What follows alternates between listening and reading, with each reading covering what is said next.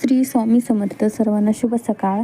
आजकाल थंडी एवढी पडते ना, सकाळी सकाळी झोपेतून जागच होऊशी वाटत नाही. थंडीतून म्हणजे थंडी एवढी लागते की उठूशीच वाटत नाही. असं वाटतं खूप वेळ झोपून राहावं.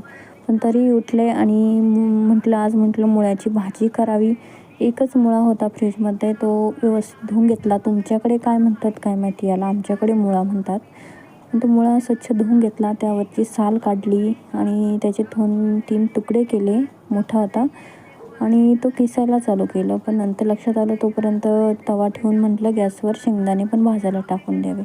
मग मुळा किसून वगैरे घेतला, शेंगदाणे पण भाजले. त्यानंतर एक कढई घेतली, कढईमध्ये तेल तापवलं. तेल कडकडीत तापल्यानंतर जिरे टाकले, मोहरी टाकली, हळद टाकली आणि केलेला किस हा टाकून दिला आणि सगळं व्यवस्थित परतून घेतलं. तुम्ही बघू शकता की असला छान कलर आला आहे त्या मुळ्याला. आणि त्यानंतर